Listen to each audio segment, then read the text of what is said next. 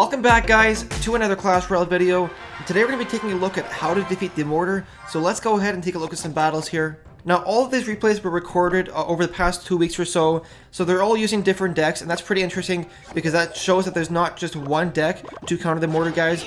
But right here, he's going to be super aggressive and start out with the Mortar right away. Now, unfortunately, we didn't really have anything tanky in our starting hand to tank those Mortar shots, so I was super risky there with the minion horde as well as the goblins, and I was able to take it out. Now, fortunately for me in this battle here, he does not have any arrows in his deck. He does have the wizard though, which is a pretty hard counter to goblins and minions. But we're actually using the Valkyrie and the Witch deck in this video, guys. All of these replays are using different strategies, like I said. The Valkyrie and Witch was a pretty interesting strategy, and I might do a video on it later on. Just let me know in the comments below if you want to see a video on that. I had a lot of success with that deck. So right here, the Valkyrie and the Witch were making their way to that tower, but unfortunately, he dropped down some barbarians right on top of the Witch, took her out, and now I've got a Hog Rider and 2 barbs to worry about. But like I said, he does not have the arrows in his deck, so that minion horde was able to take him out pretty easily. But unfortunately, they're going to go in and get killed by that wizard. So overall, pretty equal right here. I do have the elixir pump in my deck, guys, as well as the cannon. Now, if you're facing somebody using the mortar, guys, one strategy is to always have something available in your deck, waiting for him to drop down the mortar, and then you drop it down immediately after to tank the mortar shots. So either it's a cannon, a bomb tower, or a tanky troop like a giant or a golem or something like that, or even the elixir pump. Pretty much just wait for them to drop down the mortar and then go ahead and drop your troop, because it takes a couple of seconds for the mortar to start firing. And also, guys, if the mortar does lock onto your tower, you can use the zap spell to force it to retarget to something closer after it has already targeted onto your tower. But right here, we were able to go in with the Valkyrie as well as the Witch and the minion horde, because he wasted his fireball on my tower trying to take out my Witch, but it didn't kill her. So as soon as he used that fireball, that's when I knew I could go in with my minion horde. We were able to go in there and take out that left-hand tower. And right now we have a 1-tower lead so far. And one of the greatest things about facing a mortar deck, guys, is if you take out one of their towers, it's extremely hard for them to come back and win the game. Because as you can see right there, as soon as they drop down that mortar, you can go ahead and drop down your troops right on top of it. And even if they drop their mortar on the other side, where you haven't taken out that tower, you can still drop troops in that open area, which will pretty much surround the mortar. You can drop troops all around it, and it's a lot harder for them to set up.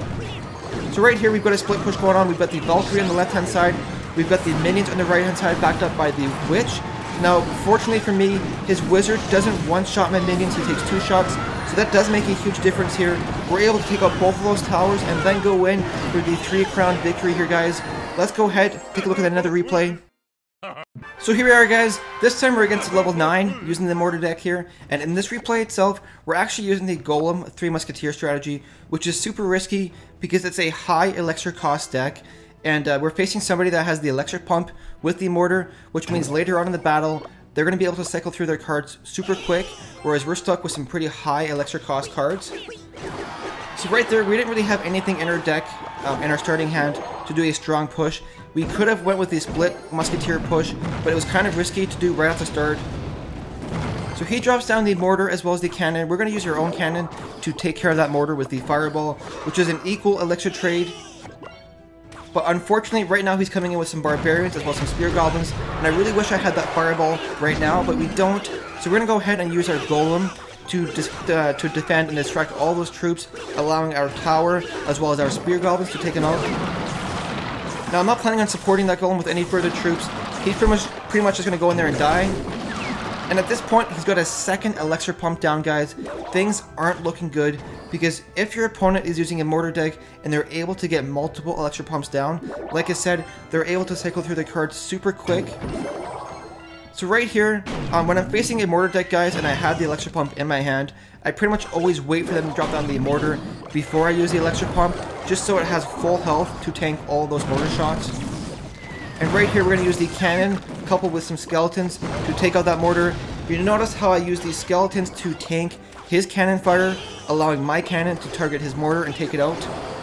And right here, we got pretty desperately.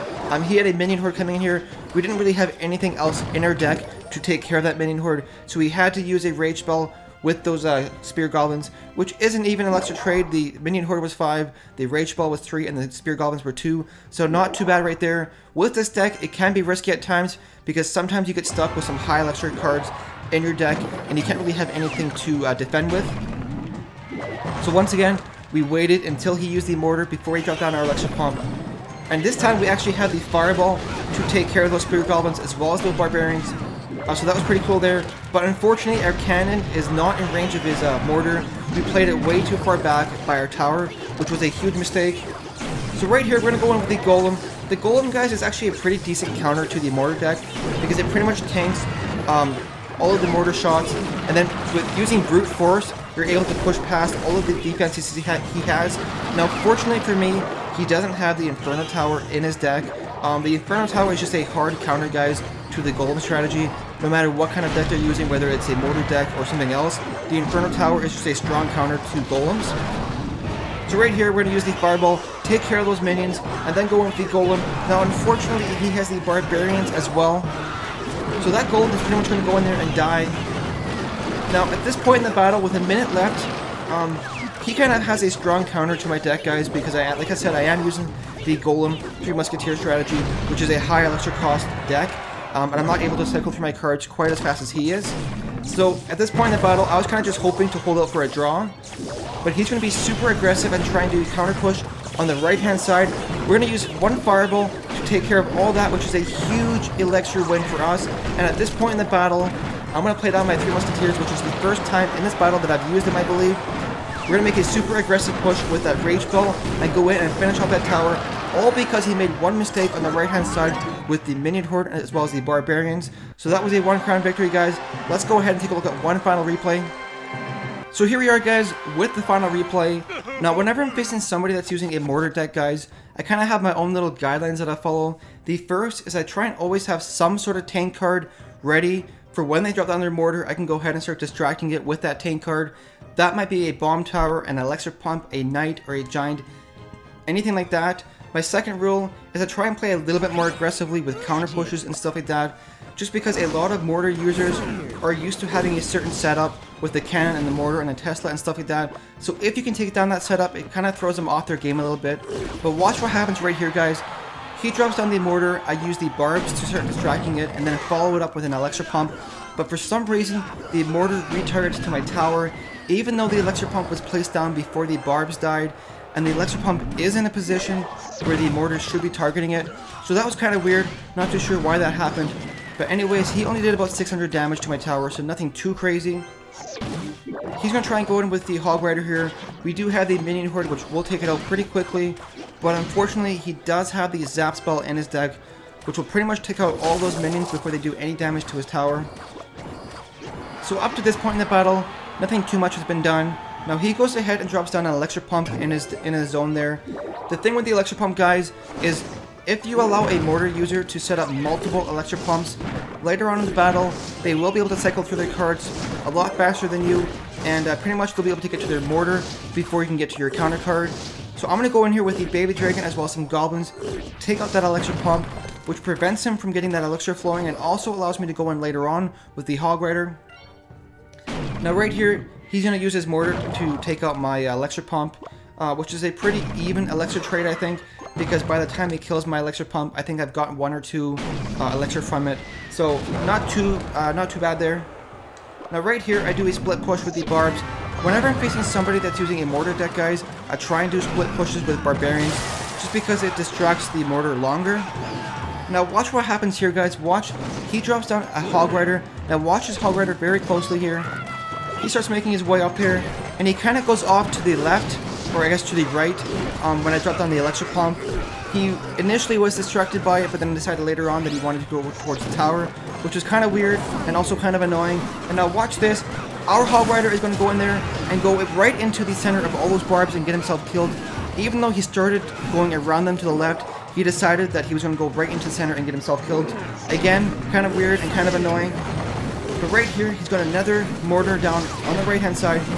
At that point, we have 2 elixir pumps down, so I'm not too worried about it. Now, I do have some barbarians there. He will fireball that and take them all out, which kind of sucks. But watch this, guys. Because he just used his barbarians, we are able to go in with the Minion Horde and take him out. Now obviously he does have the wizard to take out those minions, so I won't get too much damage done to that tower.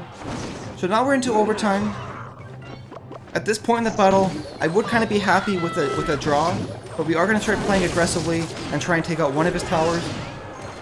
Now I used the arrows there out of desperation. I really wanted to take out at least his wizard so I can use my goblins, but unfortunately the arrows didn't kill the wizard. I had to wait for the baby dragon to do so. And now watch this, guys, he drops down yet another mortar. We're going to do a split push with the barbarians, and watch this. We use the hog rider on the right hand side because the musketeer is distracted by the baby dragon.